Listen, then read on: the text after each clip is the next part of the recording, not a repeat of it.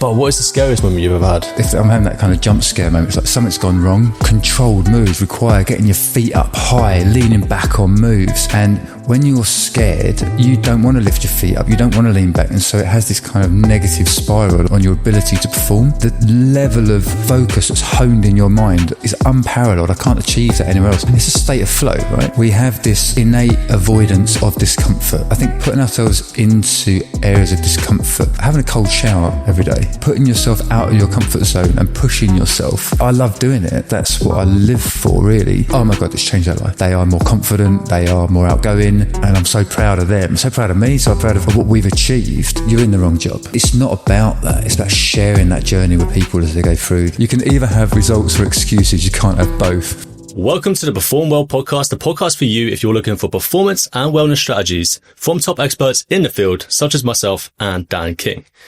Please do like, subscribe and follow us if you're on Apple Podcasts, Spotify, YouTube or any other platform, because it really does help us get the message out and also help more people like yourself. Well, Tim Miller, welcome guys. Tim, I was actually saying that I was searching up yesterday to find a bit more information online, and yeah, the other Tim Miller came up. Yeah. And I was thinking, this Tim's changed. It was hilarious. I was in the British Mountaineering offices. British Mountaineering Council offices one time. I was making a cup of tea in the staff room, and someone walks up and was like, "Oh, Tim, well done with that major ascent you've just recently done on this massive mountain. This incredible thing." I was like, "No, that wasn't me. Sorry." I mean, that being said, this Tim is a climber and a good one at that. Mm-hmm. I understand. Well, thank you very much. But what is the scariest moment you've ever had? Scary. I think being scared and being fearful, like those words, because we're going to talk about that today, aren't we? Yeah, and I think, like, for me, being scared is like someone jumps out from behind a door and it's like, shit, and it gets you. Mm-hmm. Being fearful is this more of like a feeling that you kind of carry with you. And I think like the scary moments for me in climbing are like if I'm having that kind of jump scare moment, it's like something's gone wrong. Yeah. So I've made a mistake somewhere. So the scariest moment, I don't know, every time I fall off something, which is quite regularly. But I think one of the most memorable stories was Chamonix in Mont Blanc. Not Mont Blanc, at the base of Mont Blanc, on the Agua de Midi. So we're taking a big chairlift up onto the Agua de Midi. It was supposed to be, I don't know, like an 8-hour day around. It was in the winter, ices, crampons, all that sort of stuff. Mm. And, we'd walked all the way around, started the route, and we should have taken 8 hours. Anyway, we ended up getting caught out on the night, on the mountain for the night, sleeping in the flipping lift station. And it was me and a friend climbing together, and we, were talking about how we maintain, like, how we control that fear. Yeah. Like, we managed to have a bit of banter as we were going through it, and we realised that the snowstorm came in and this wasn't going to be bitten off more than we could chew, perhaps. And then the other couple that we were climbing with, they got fearful, they got scared, and you could just see the difference between our two partner groups and how it affected us. But that was definitely one to go in the history books. Isn't there something about, like, because I mean, I've watched a lot of Alex Honnold recently. I'm sure we'll talk about it in a second, but there's something about when you start panicking that it's more dangerous than obviously if you're able to control the fear in some way. Yeah. So when this pair that you said were panicking a bit more, was that more of a dangerous situation for them, or were they fine? We were all together. But if you're in the mountains, or if you're in an environment where it is stressful and dangerous, you kind of need to be carrying your own shit. And I think if you're having to emotionally support other people through that process, it's really hard work. And so I think knowing your partner that you're going into that environment with, and knowing that they can carry their own shit when they need to is really helpful. But I think, do either of you ski? No, but I have been watching the skiing. That's the best thing I can give to it. But, that's the best I got. But I think a lot of sports require, when it gets really tough, to put yourself into more vulnerable positions. When you're skiing, you need to turn your shoulders downhill when you're turning corners. And actually, when you get nervous, you turn your shoulders away from the hill. And in climbing, it's a similar thing. When you're climbing, to confident, controlled moves require getting your feet up high, leaning back on moves. Yeah. And when you're scared, you don't want to lift your feet up, you don't want to lean back, and so it has this kind of negative spiral on your ability to perform. So do you know what freaks me out though? Like going back to Alex Honnold, you saw the skyscraper event. yeah, I saw some of the highlights. Yeah, nutter. And part of me, I watched him talk about it, and he said basically like it's a pretty easy climb. Like each segment that he's on, physically there, like it's just a pretty easy climb for him.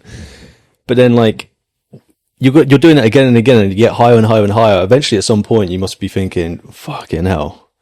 Like, what am I doing?" There's like a point of no return with it, where you're like, "I have to finish this now." Yeah, I mean, it's wild. I don't. I think was it 500 meters, but I guess once you're 10 meters off the ground, the consequences are probably quite similar. So, yeah, and the difference between that, Alex, he free soloed El Capitan many times. He's done it, but he's climbed one of the harder routes on there, free rider. Yeah, and that's 900 meters. And I think it took him about 4 hours to climb. It took him about an hour and a half to climb the skyscraper. But the one that I think the skyscraper was so within his ability.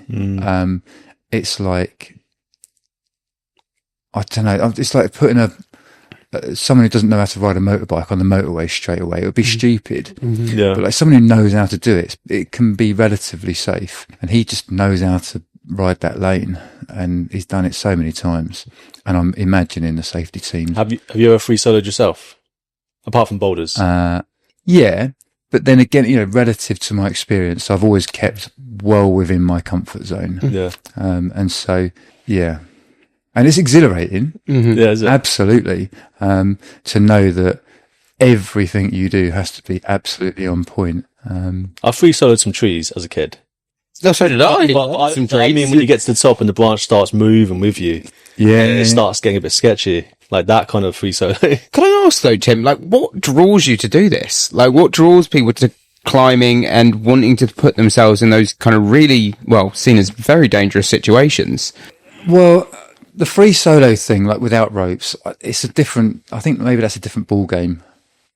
Climbing generally, if I'm climbing and I'm above my gear and I'm, hanging off a cliff in Swanage, I'm not thinking about my inbox. I'm not thinking about anything else. There's nothing in the world that is in my brain other than the next move. And the level of focus that's honed in your mind it's unparalleled. I can't achieve that anywhere else. It's a state of flow, right? And it's like, you're in that moment for maybe a few minutes, maybe half an hour, depends like where you are and what you're doing. And then you have you'll be intensely climbing for half an hour, and then you'll spend half an hour belaying your mate as they come up, and then you'll be intensely climbing for half an hour. You'll be working your way up this large cliff, and just that combination of intense focus and then looking at the seagulls fly by. It's just like bonkers. Like, where else you get that? And so I'm not in it for like just the thrill seeking. It's the whole sort of experience around it and the social that I enjoy from it. Did it start off like when you were a child? Like, I think I never knew about climbing as a kid. I mean, I was the same as you. My mum, we had the big tree in the garden. I was like, "Oh, can I go and climb the tree?" Said, yeah, of course you can. And at one point, she actually offered to go to the Chandler's, the boat shop, and buy a bit of rope for me to climb the tree with. And I don't think she understood what that meant, and I didn't understand what it meant. So I was like, I don't know. No, I'll be all right. I'll be fine. But like, there was definitely something in me that wanted to climb, but the climbing walls just weren't a thing, or they weren't on my radar anyway. So, and then it was only when I was about 20, I was in the army very briefly. Were you? Yeah. What regiment? Yeah. Logistics. So I was like, you full time? I was, for about 3.5 years. I joined when I was 17. Yeah. And then, because you were in the army. Reservist, yeah. Oh, okay. Yeah, I was in a mix. I did a few things. Did signals, Marines, tried my hand at SS selection, then did PWR to finish. What's PWR? Princess Wales War Regiment. So I did infantry, basically. Okay. Yeah. Bloody hell. I wanted to be a cannon fodder. Yeah, we were playing a different game. Yeah, I could see that, man. I'm nowhere near either of you. I just enjoyed my time. I think your route was a smart choice because you get a trade out of it as well. We got a trade out of it. The only reason I chose the trade that I chose is because it had a 22-year permanent posting in Southampton. Yeah, And I didn't want to go to Germany and then sort of like, Cyprus and get posted all around the place. I was like, no, I'll choose that job, a port operator, and I got to drive cranes and all sorts of crazy stuff. But part of that, we did adventure training and went off and went climbing. And I was like, this is amazing. This is great. Yeah. And then I heard that cow shot was a thing down past Forley, and I went down there with some friends, had a climb. It's like, okay, this is like a commercial thing. You can pay to go climbing. It's an activity. But I just didn't have anyone to climb with. That was the problem. And back in that time, it was only ropes climbing. There were no bouldering walls, which you can do on your own, and it's a bit more sociable. And then I joined uni, when I was 23, and just immediately joined the climbing club, met up with other climbers, and we just went climbing all day, every day, down in Swanage. We were like sleeping on the cliffs and just climbing all the time. That's cool. And that's all we did. And then it was just such a turning point in my life. I was like, okay, I get life now. Yeah. So when is it? So was your first gig at creating a climbing wall the one that was in St. Mary's? Because that's the one that I remember seeing you the first time. Yeah. Okay. That one, we'd, through one means or another, got an office in the St. Mary's Leisure Centre. Yeah. And then the university took over the centre from the council, and I was running the climbing wall basically as managing it. But the university didn't want that on their books, so they came upstairs and said, do you want it as a separate business? So we got this really great gig to run it as an independent business and made it our own. And then after enough years, it was just rammed every night. Yeah. Every night. It was quite tight, wasn't it? It was quite small, but fucking ridiculous. There are 19 rope lines, but the back wall was so steep. If you fell off, you just like knocked everyone out. Like you just like fucking domino, like a wrecking ball going through the room. It was hilarious. And then like people would just like, back on the wall, push you back. It was so much fun. And then we had junior climbing clubs, and we were like going off and competing at national comps with a squad, and we were like, we took that little gym, we squeezed every bit of juice out of it. And then eventually people were like, Tim, like, it's not even funny now. Could you just please build a bigger gym? And I was like, right, okay. So really, like, that was how Boulder Shack came to be, which was, it grew to meet the existing demand. People were literally asking me to go and do it all the time. And so I was like, well, what an amazing way to grow a business. Like, well, Boulder Shack is it's definitely more bouldering than rope climbing. Only bouldering. Yeah, we did have some ropes to start. There was. Yeah, yeah. We got rid of those during lockdown. Okay. Because if you think of like, when I go around the centre and I look at every bit of the wall, it's that little bit of real estate, and it's like how and where is that making me money or us money? How's it contributing to what the business is doing? And the roped wall was 95% of the time empty. So it had a really great use case when it was being used, but now it's used all the time and it's much better. Yeah, which is the most beneficial thing. I was going to ask you about this because I guess you take part in designing all the walls and the walls that go up and the routes that people take up the walls as well for bouldering. How does the thought process come along to create those intricate puzzles to work their way up? Do you start from the top, start from the bottom? Do you have like just ideas on a template that you follow through? So there are route setters who are going to maybe watch this and then scream at me because I'm not a route setter.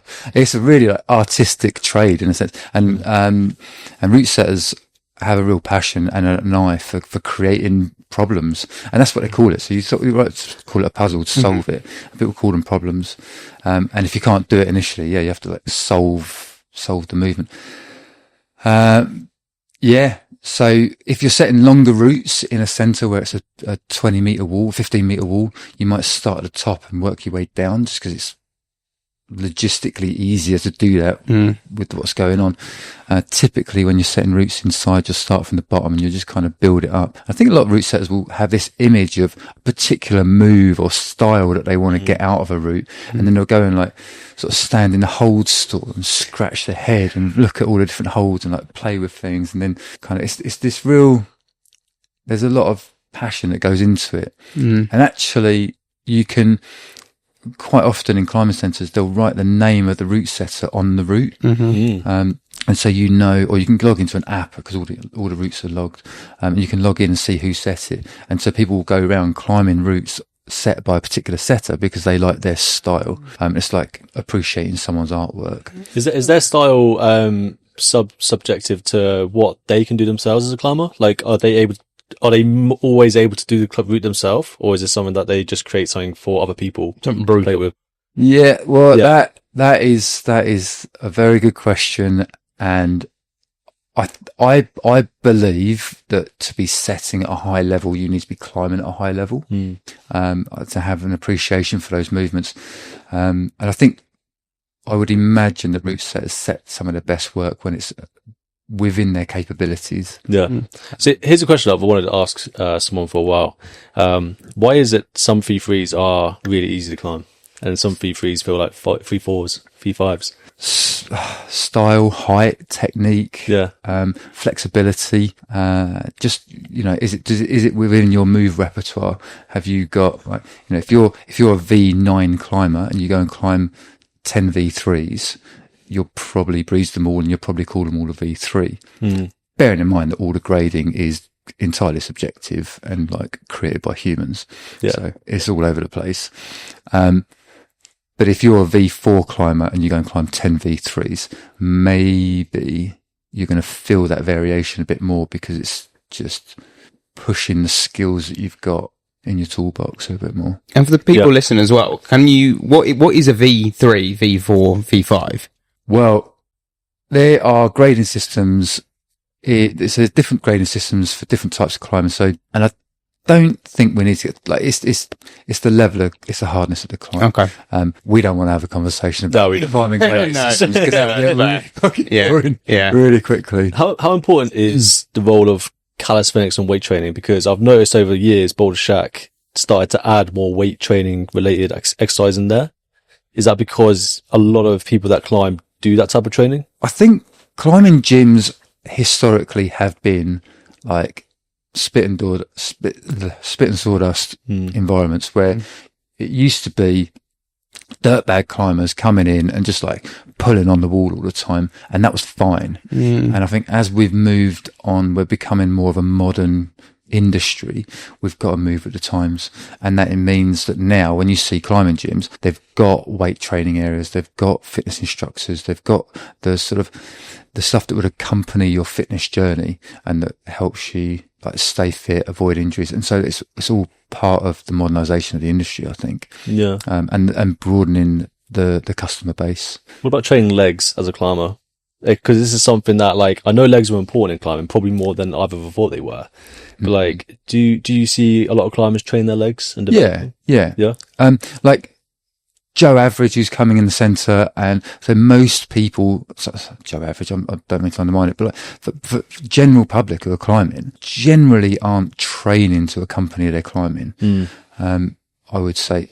So I think once you get into training as an accompaniment to your climbing because you want to train generally or because you want to improve your climbing, then working your legs is pretty good. Because there are moments when you're essentially doing a pistol squat on the wall, and where like 95% of your weight is going through one leg and you've got to stand up. So, I mean, can you go pistol squats? How are you on that? Yeah, I get on a pistol squat. Yeah, I can do one. Oh, yeah, should a pistol off, I know. So okay, so a pissing contest? No, that'd be interesting. That's not quite. I want to touch on injuries real quick because climbing injuries are, well, in my opinion, quite unique. Like, obviously every sport has injuries that are accompanied with that sport, but with climbing injuries, it's quite interesting. Like, for example, I believe I ruptured my A2 pulley on a wall. I might have not ruptured, I might have just pulled it, but I felt a snap, something popped, and it was swelled up for a couple of weeks, couple of days. But what kind of injuries in climbing that are you expecting people to get, and can people work through these? For example, could I have worked through an A2 pulley rupture or whatever it might have been, and find other ways to still carry on climbing whilst it's happening? Yeah. So with the pulley thing, I think the word rupture gets used probably a little bit too early in some cases. So, is it fully severed? Is it fully like detached? This is where initially I thought it was a pulley, a rupture, but then later on, obviously, I did have movement with it, and it looks pretty normal from what I can see. So I would imagine that I didn't rupture it fully. So I had an A2 pulley rupture. Well, it was defined as a rupture, and we had a few scans on it, and it was assessed that actually it was still kind of attached, and there was a long journey to work through it. The advice I got was that I would maybe not be able to get it back to full strength and to get it to where I needed it to be, and ended up having it operated on, which was not what I wanted to do, you know, because you want to do it naturally. You want to get through it. But I have heard stories of people like physioing their way and doing sort of rehab out of this pretty well. But climbing, I see a lot of climbers, they taper, don't they? They tape their fingers before they climb for whatever reason. Yeah, I think predominantly that is more about protecting your skin. Is that? Yeah, because you get calluses on each of the sort of joints of your fingers going up, and if those calluses break off, it's what we call a flapper in the industry. Oh, I don't imagine. No one likes a flap. Horrible. Oh, yeah, and then you get this like raw skin, and like, you know, if you're climbing down at the gym and you get a flapper and it's like sore, well, go and have a cup of tea and come back in a day or two. You'll probably be all right. Tape it up. But yeah, if you're on a cliff somewhere and you're halfway up a route and you're above your gear and you like pull your skin off. Look, Alex was saying it on one of his podcasts that I saw him go on, Alex Honnold. He mentioned that he used to cut his fingers on this particular route and he got super glue and just glued it. Yeah. Well, I think that was what super glue was originally invented for. Was it? Yeah, it's like a military battlefield first aid thing. Bloody hell. To just adhere the skin together. Yeah, just literally. That's nuts, isn't it? So yeah, and I've just been out in Spain a couple of weeks ago with some friends, and one of them was sat down in the evening, super gluing his fingers up. Was that after a climb? As you did? Yeah, well, we were like 5 or 6 days into a climbing trip, and he'd been pulling hard on some stuff, and he'd been working a move which required a bit of a slap out onto quite a small edge of a credit card hold. And he'd just like been popping off of it. And he should have known better to just go, do you know what? It's not worth it. I'll do something else. But to be fair, he did get the route in the end. But it was like the day later after he'd had like super glue and taped his finger up, and just, we get this thing in our mind. We want to do something. Yeah? It's true though, isn't it? Especially when you do anything. One thing I did want to touch on a little bit, and we haven't really got it down in the notes, but fear of heights. Because I take it that you don't get many climbers who have a fear of heights. Or if you get someone who comes in, maybe a newbie, and they do have a slight fear of heights, how do you help them overcome that to then maybe do something like climbing? Gentle exposure. Right. As opposed to the deep end, I would imagine. Yeah. It's like anything, just pushing your comfort zone, finding where you're willing to go, and then just take a little step beyond it. And that, I think, and that comes down to trust as well with the coach and the person who's working with you. That if you're going to ask someone to step outside their comfort zone, that if they want to come back in their comfort zone, you let them do that. And then knowing that they can come back in their comfort zone, knowing that they can choose to go back into their comfort zone whenever they want, might facilitate their brain to just allow them to stay in that kind of progressive discomfort for a little bit longer the next time. Is fear of height something you can get rid of, or is there always some fear of height? Like, because I think it's a normal human response to look down and go, if I fall, I'm going to... Pretty natural. Yeah. I have a fear of heights. A healthy fear of heights. But I think you can rationalize it. You know, we can sit here, you know, we're not on the ground floor at the moment. We're up high, but we can rationalize it. Oh, we're on a floor, so we're safe. And so I can be hanging on a cliff on a 6mm cord. It's like, okay, I'm on a 6mm cord, I'm safe. And so it's just rationalizing it and understanding and having trust and faith in the confidence and the systems that you've got. So it's just, I don't think the fear of falling and landing on the floor ever goes, in a sense, but it's just you can manage that. But then saying that, Adam Ondra, who is it's rational. So he got interviewed. I think Adam Ondra is like world famous icon. He's the real skinny guy that can do. He screams when he climbs. Yeah. He's been out. Yeah, he's good. He's got like curly hair. But he got asked after, I don't know, at some point by someone was having an interview with him at some point. I said, you know, how do you deal with like the fear of falling whilst you're climbing? And he just looked at them as if like, what a stupid question. It's like, I don't get scared. Yeah. And he's like, I just don't get scared. I'm focused on the move. If I thought there was a chance of me hitting the ground, I wouldn't do it. But I know I'm not going to hit the ground. I know I'm not going to get hurt. So put that one to bed and get on with the job. Mm-hmm. And that ability to rationalize it and just move on and get on with it is a battle. And I think that's one of the hardest things working with, I was going to say young people, but we're working with humans. It's like, it's dealing with that sort of emotion around it. Talking about the emotion of it, right? Here's something I heard recently, a quote by Alex again. I'm going to sound like a proper Alex fanboy. I'm actually more of a Tim fanboy today, but, this quote from Alex, I'm probably going to butcher it, but he said something along the lines of like, why do people get so, like, why do people not push themselves and get scared more often? Because, you know, we moan about being anxious of, you know, our bills that come through the door, or not having food or the right frappuccino given to us at the local coffee shop. Yet if we go out and do something fearful or that scares us, in a lot of ways, it can reduce what we find anxious in everyday life. And is there something true in regards to yourself? Like, have you found that putting yourself into extreme situations that have made normal life almost, by contrast, a lot easier to deal with? I think, yeah, like living life is in large part, we have this innate avoidance of discomfort. Mm-hmm. Like, when we're like, I don't want to go to the gym.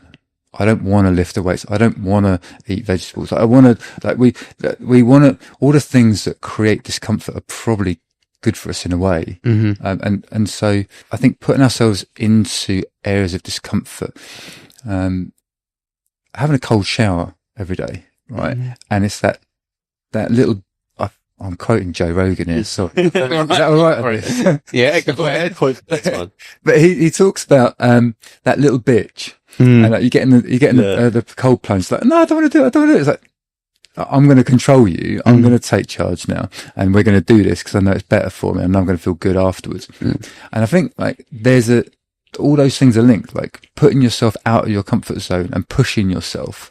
I love doing it. That's what I live for, really. I'm not trying to. So yeah, I think it like, and I see this in the kids I coach that come in and want to push themselves in climbing, and then 2 years later you're chatting with the parents and they're like, "Oh my God, it's changed their life." They have like transformed their relationships and their friendships at school, and they are more confident, they are more outgoing, they're more interested in their health and fitness and their food, their sleeping, but all the things. So I think, yeah, like absolutely pushing ourselves out of our comfort zone is like feeds into everything in life. And that snowballs a lot of the time, doesn't it, with anything that you do? Now, one thing I did want to touch on was regarding going into kind of the kids and parents aspect too, because you've trained kids all the way from starting on the gym floor right to be in GB squads. Am I right in saying? Can we talk a little bit about that? So tell us your story with that, kind of coaching people through that process. I did not think we were going to do that.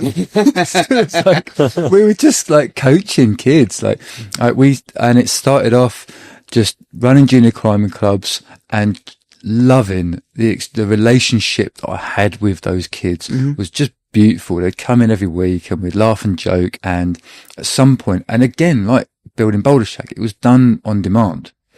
And the kids were saying, "Tim, can we do some more training?" I was like, "Okay, I don't really know what that is." This was 20 years ago. I was like, "I don't know how to train for climbing. I'll go and research it." And we bought some books and I was like, "Let's be on this journey together." And that original cohort that we then set up a squad because they were like, "Well, we need to go and compete." I was like, "Okay, I've never been to a climbing competition in my life, and I'm in my mid-20s, and I was like, well, let's go and do this." And we kind of explored it together. And it was I never felt like I was miles ahead of the people that I was coaching. I was on a journey with them, and we definitely, we made mistakes and we explored some cool things. And it's been the best part of my life. and the relationship with the parents and the kids and the families along that journey have like been one of the best chapters of my life. And seeing them get up to a point where they're going off into GB teams and competing internationally, and it just blows my mind. And I'm so proud of them, so proud of me, so proud of what we've achieved. Yeah, I learned a lot. I learned on the job with that one. So these kids are now adults, I imagine, or is this something? Some of them, yeah. So there was now. I mean, I stopped coaching. I started fostering about 4 years ago, and at that point, I had to kind of stop the coaching because. You're coaching, the time that the kids aren't in school, I was with the kids that I was looking after at home. And so, I'd given a lot of my life, the weekends, evenings to coaching kids in sport. So I just didn't have that anymore. But, what was the question? I got distracted.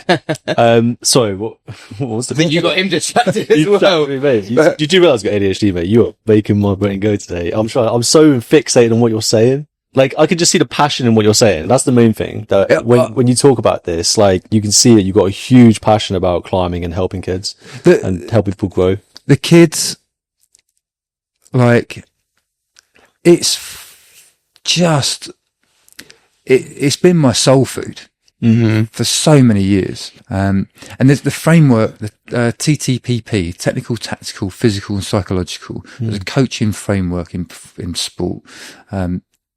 And early on, I spent a lot of time like working on physical. It's like, oh, you want to go and climb at competitions? Let's get strong. And it's like, how do we get strong? I don't know. Just do more. It's like, let's go. And it was, and actually there are still climbers now performing at, elite level who say their training is just more climbing.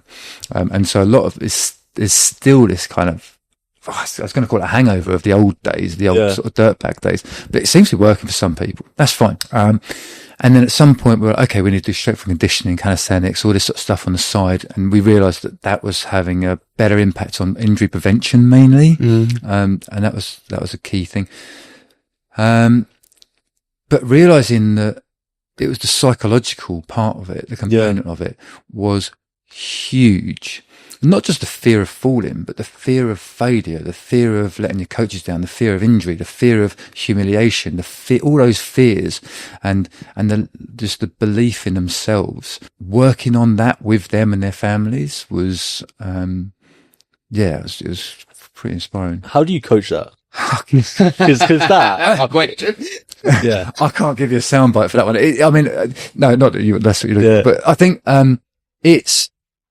I say this from a coach because me and Dan are obviously coaches. We coach people in a different context, in a physical transformation context, but there is a massive psychological component as well with that.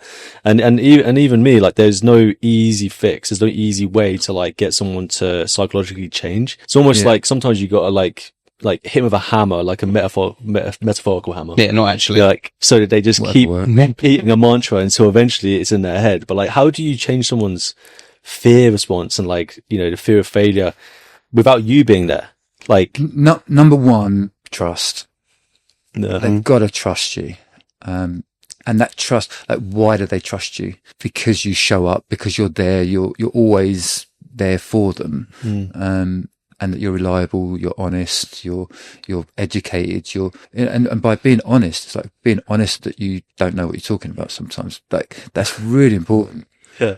Because like you don't, like, and I think that's the biggest failure is pretending that we know what we do. It's like people, if you're in that relationship with someone for years, as you will be, as coaches are, you get to know each other, and you've got to bear all a little bit, and you've got to have humility, and but I think just that gentle encouragement to encourage people to push themselves a little bit and to like recognize where their comfort zones are and just like, you want to take another little step? Like, it's okay, but like, I'm here for you.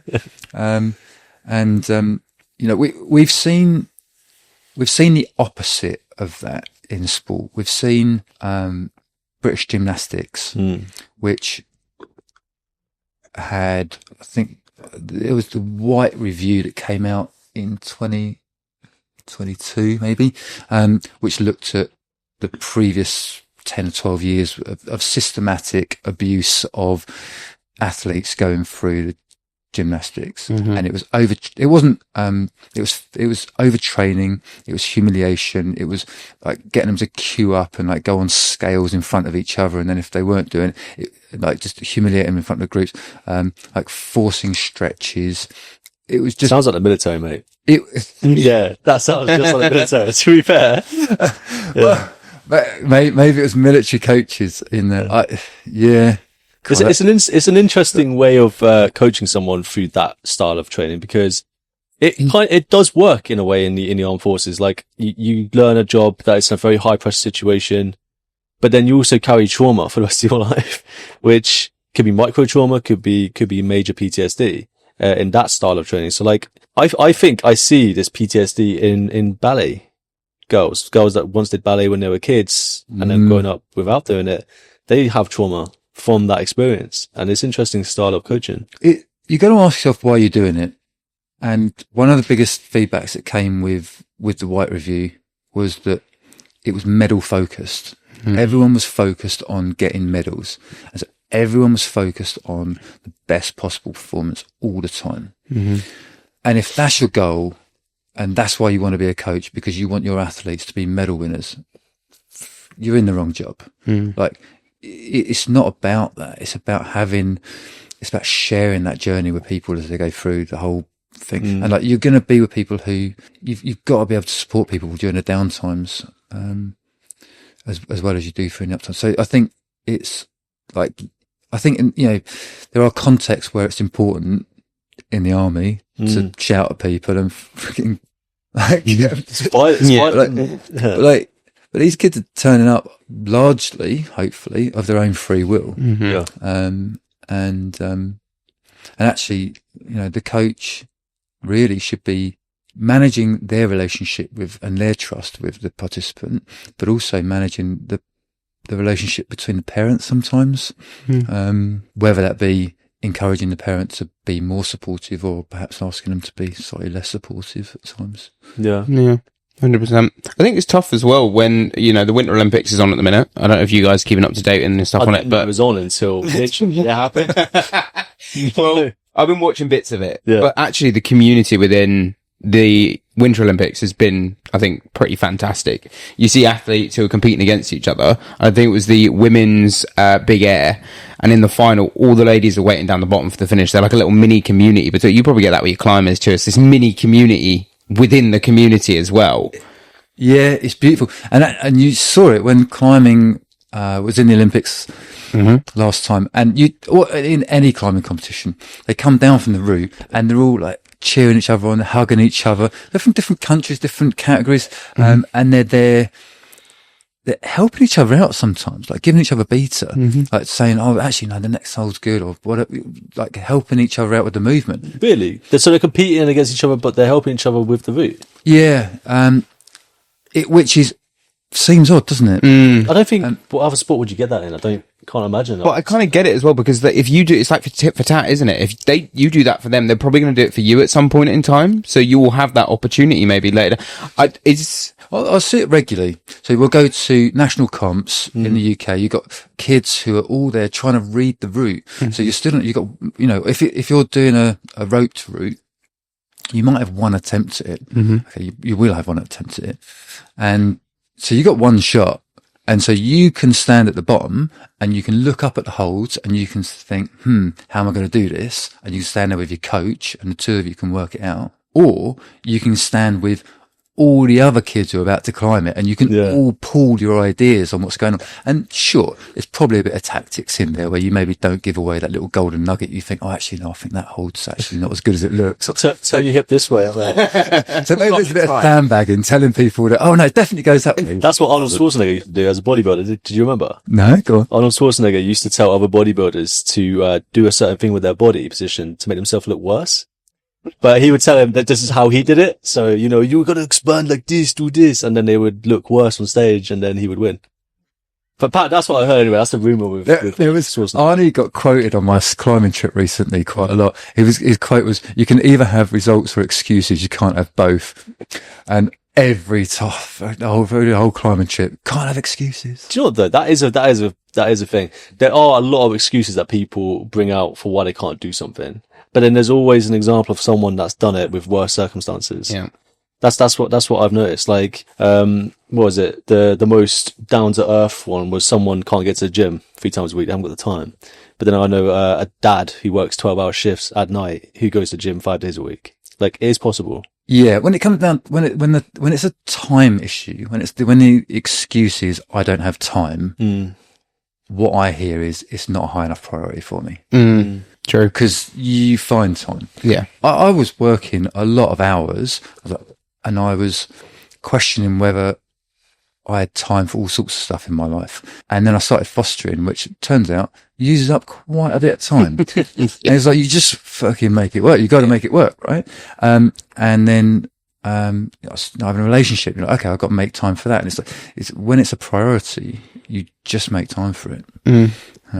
And you hear it a lot between people, don't you? Like, I think we've all heard it at least once or twice, as you say, haven't got time for the gym, haven't got time to sort out the diet. Oh, it's just easier to sit a microwave meal in. I'm like, yeah, but you had 2 hours on the weekend where you could have done some prepping. But we get into this, and I hate to be that person. People get into this almost like lazy state where you feel like you have to be a couch potato for at least 2 hours a day to get some rest time. I'm like, probably same for you. You're a very busy man by the sounds of it. Obviously, I don't know you personally, but like, from everything you do, you get your energy back from being with the kids, whether they're climbing, being with your kids at home, being with your partner. These things are important to you, and that's where your energy comes from. And it doesn't have to be sat on the sofa like a potato. I go to gym 5 or 6 times a week. And for me, I am more productive on a day that I go to the gym than on a day that I don't go to the gym. I go in the morning, kids go to school, and I cycle down to the gym, and I do as best I can for an hour and a half, and I'm home again. And that day, I will do more work. I'll be more productive than the day that I didn't go to the gym, is what I've established. And when I realised I get more work done if I go to the gym, I was like, okay, I'll go to the gym every day. Yeah. Slam dunk. And it was weird because before that, I didn't have time. And now it's like, okay, no, I can make time for that. You get better with your time management. We've spoken about time management before and how like insanely productive you can become by going and training. You don't have to beast your body every single day, but just as long as there's some movement to get out of that. I always say like a surface layer of anxiety that people feel when you first wake up. It's that surface layer of anxiety. If you can get that out in the first 2 to 4 hours of the day, you'll probably find the next 5 to 6 hours pretty easy and pretty plain sailing as well. Like obviously, like we're all self-employed, right? So there's a certain difference in schedules from someone that does a 9 to 5 and someone that's self-employed. You know, as you've probably figured out, like self-employment doesn't end. You could work till 10 p.m. at night, wake up at 6. It would turn off sometimes. No, great. Yeah. But like, that's the thing. When you work a 9 to 5, in most cases, you shut off at 5, you go home, you've got time for yourself. You can switch that part of the brain off. But for self-employed people, we often can't. And like, I think, you know, you being an older man than us, you probably have got some strategies or things that you've learned over the years to be able to manage that better. My latest strategy, do you Chris Williamson? Yeah. Okay. So, and he did, in the early days was, Life Hacks, was his initial podcast.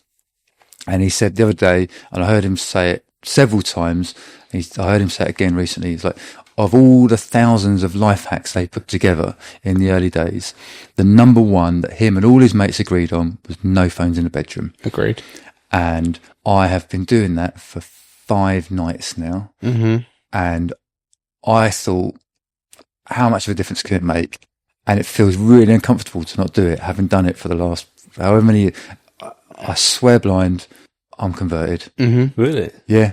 So you have an alarm clock that is... Yeah, got an alarm clock in the room.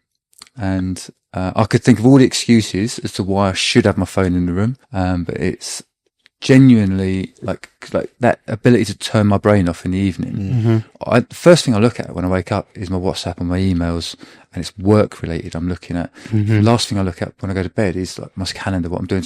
Like, I'm in my kitchen, I look at what I'm going to do tomorrow, put my phone on charge, I walk upstairs to bed. Done. And it's changed my mind, and it turns a switch off for me instantly. And it helps. That's interesting, you know. because give it a try. It's quite, if you don't do it, it's quite, that's fearful. Weird. But it's weird fearful, isn't it? If you think about it, like you would have think 20, 25 years ago, we didn't have this level of accessibility, did we? It's an anxiety. Yeah. Well, like, for example, I've got a big 55-inch 4K TV in there.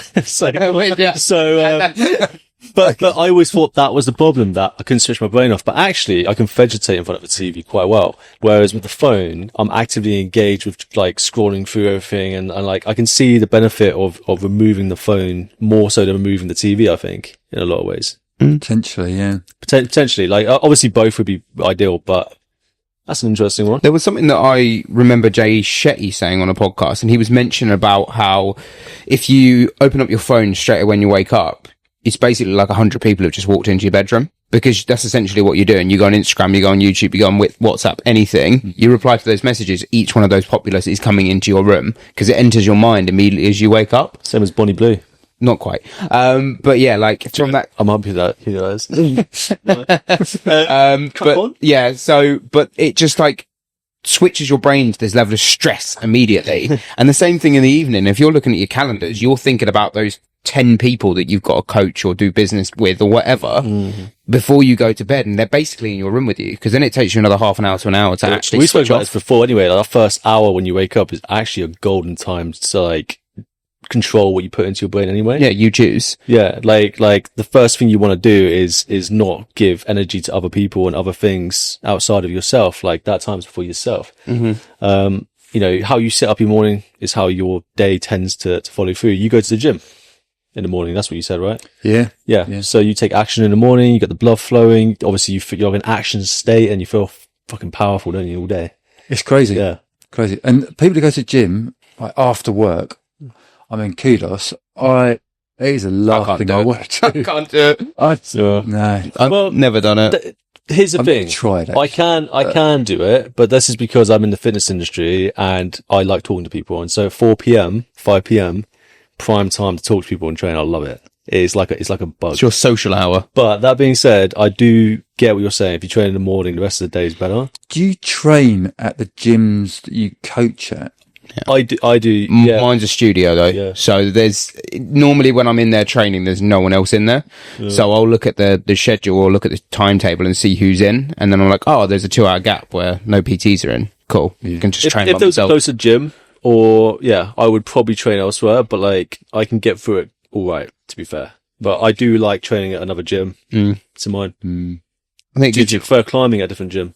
Yeah. Yeah. 100%. But is that because people hate to be that person, but do people distract you when you're trying to do your own? I think it's a few reasons. So for me, I enjoy mountaineering. I'm a mountaineering instructor, and I enjoy climbing on cliffs.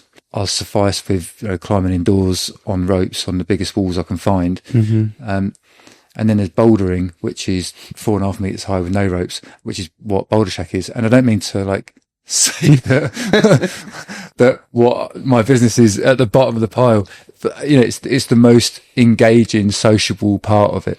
But for me, going and climbing, I climb at Partin in Southampton. It's a brilliant wall. I love it. And it just kind of feeds what I need. I'm not very good with like the small talk, and I get a bit nervous. So I don't like it sometimes. It makes me feel like I have to. I don't want to. I feel rude if I put my earphones in, because like if I'm the owner of the building and I'm trying to have a climb, and I'm like, the earphones are basically like, don't talk to me. Yeah. It's like, okay, but I need to be approachable. I want to be approachable. So it's a funny. It's weird in between. between. Reasons why I relax more when I'm climbing there. I get that completely. I used to have a hat that I used to call my fuck off hat. And then when I used to wear it, I should have got one that said fuck off to it. But no, I used to wear it even when I was in Pure Gym and working with yourself. But I remember I used to that explains a lot, mate. Every time I talk to you when you have that hat on. Yeah, fuck off. I would pull it down over my eyes. So then I'd purposely pull it lower. So then people wouldn't be able to see my eye line or where I'm looking. Because obviously if you catch eye contact, that's an immediate like, oh, come have a conversation in Pure Gym. And I'd be like, I've got like an hour to train. I need to train, headphones in. I normally turn my music up quite loud, so then I look like the most unsociable person, but I'm not. But it genuinely used to be my fuck off hat. I did have to bin it because it got bleached, but yeah. You got to have boundaries with your time. You have to. And it's different when you train in the place you work. Yeah. Your energy's very important. It's a saying, like, when you're on a plane, isn't it? Like, if, those air masks come down, put it on yourself first, other than other people, because you've got to look after yourself first. There's a lot of people that say that, they're so selfless. They like to give everyone else attention or all the energy they can, and they don't come back on themselves and actually just look after themselves, and they call themselves selfless. But I think it's selfish actually in some way not to look after yourself, because then you're not giving your best to other people. There's a certain level that we need to look after ourselves first, I think. Check out the wheel. Yeah, I was going to say, Yeah. I thought you pointed to the wind there. It's bloody windy outside. It's really windy outside. Very interesting point. We're going to go for the wheel now, Tim. I love this. The Wheel of Fortunes. Right. Also, we should do a podcast hanging off a climbing wall one day, I think. Really high up, obviously. Oh, yeah. Yeah. I'd be quite up for that. I mean, I'm terrified. Well, I'm scared of heights, so for me, I'll be like, what the fuck? Right. No. What was the one you did again today? So we got helpful or harmful, kept it really simple today. Basically what we're going to do is we're going to spin this wheel. Whatever comes up, you're going to say if it's helpful or harmful. Now there's someone here that are common sense that you're going to be like, wow, this is stupid, based on what we just talked about. But that's the fun of it. This is hilarious. Give it a spin. Yeah. Yeah, crack on. Yeah. See what you got. Such a good spin on it. It's getting better. Yeah, it's getting better. Oh. Pushing an athlete when they're scared. So helpful or harmful? Mm-hmm. Yeah. It depends how you push it, but on the face of it, I want to say harmful, of course, but encourage them to push themselves when they're scared. Probably different, like helpful maybe. I think it's very context dependent, but like, there's probably going to be a lot on those. Yeah, I think so. And we're always got fears and scares whilst we're going into, all these environments, and it's whether it's like body consciousness or fear of like the parents are watching, or there's always stuff going on. So it's like, how scared are you and how much are we pushing you? And we've got to be like constantly aware of those kind of barometers. So, it's just one day to another as well. It was the same person in exactly the same situation, just on another day of the week, could be a very different situation as well. Yeah. And I think we've actually answered some of these in the podcast today, in a way. So like, this is just like, Yeah, we've got easy. Come on, your turn. You're going for a very delicate one there. Oh, hang on. I feel like you're aiming for something there. Ignoring gut instinct. Ignoring gut instinct. You ever read a book by Malcolm Gladwell called Blink? No, I know the guy. Not me personally, no. Amazing book about how do you trust your gut instincts on things. And he would make the case that it's like our gut intuition when we feel a situation is invariably correct, and that we override it with these kind of rational thoughts that we've kind of learned over the years. And so I think gut instincts should be trusted as much as possible. Yeah. And like, in the mountains, like you just kind of like, sometimes you can't rationalize why you need to go a certain way or why you need to do a certain thing. But you have to kind of, and asking, chess, what's the chess, top chess players called? Grandmasters. Yeah. Asking the grandmaster, why did you do that move? Like, it just felt right. Sometimes they can't rationalize or explain why they do it. They've done it so many thousands and thousands and thousands of times before. They just know what to do. So our gut instincts, I think, should lead us pretty well. Fair enough. This is hilarious. Oh, I've got that one. No, done that. Okay, wait. Fasted training. Cool. You guys would be better answering that one than me. Sure. I'd be interested in the climbing world, though. Climbing fasted. It depends what your diet is, right? Because if you're on a high carb diet and you're fasting, or if you're on a keto diet and you're fasting, might be slightly different. Sure. So I think, again, it's going to be context dependent. So being fat adapted, like, would you say most of climbing is low intensity or high intensity? It would depend on what sort of climb you're doing. Are you bouldering or are you doing a 50-meter route, or a 3-day ascent on something. Generally, it's going to be like pretty high intensity. Okay. So fasting, I do it. Mm-hmm. Like I'll go keto. If I'm like, when I went to Spain, I'll like just shred carbs off my diet before I go, just to drop the water body. So my pound to weight ratio increases whilst I go in my performance. The problem with this conversation is I've spent a lot of years working with young people, and it's a really sensitive subject. And so to just give it this blanket thing of like, oh yeah, it's fine. Like there's so many variables, and it's really person dependent. That's a good sign though, to be fair. Like I think the best coaches are the ones that do say depends. Like it's all I ever got told in university whenever I asked a question is that depends. I was like, great, what do I do? Read a book, figure it out. And it is all context dependent. Yeah. Like the sound bites you see on podcasts that go really well, often people say something really, controversial or like pinpointing something, which is, very black and white statement, whereas there's always a bit of grey zone. There's grey zone with it all, isn't there? And I think, again, it's like, I think with faster training, especially maybe in your world as well, it's trial and error, isn't it? Some people might not respond very well to fasted training. We had this conversation with Becky last week. Yeah. I don't respond well to fasted training. I don't like fasted training. I feel worse doing it. Yeah. But then yourself can go keto and you're absolutely fine, and you can go into a fasted state to train. But you did touch upon a very good point there with that, like, if you're carb focused or you're fat focused diet. Like if you're a fat focused diet, you're obviously fat adapted. So if you do fast, your body could tap into fat effectively. Yeah. If you're a carb focused athlete, you have a lot of carbs and then you reduce carbs to zero. It's totally different. You're gonna hit a wall. Pretty quick. That's where the advantage, I think, where a fat adapted athlete is an advantage for sure. Yeah. Yeah. Well, to some degree anyway. Yeah. Yeah. I do in that context. Yeah. Go on to that. Yeah. Oh, go for it. Go for one. Big one. Treat yourself. There's a few on it that I'd love to get into. You can spin it to it if you want. Go back. Greasing the groove versus low volume, high intensity training. What does greasing the groove mean? I thought, I didn't know if we'd get this one. This might be a calisthenics one then. Yeah. I always thought there was a slight crossover in terms, I might be wrong, but greasing the groove is where let's say you do climbing 6 days a week, just low intensity, build the strength that way through basically just repetition. Whereas obviously low volume is like training something 2 to 3 times a week, but high intensity. We can do this climbing context dependent so that it's more. So again, like what are you training for?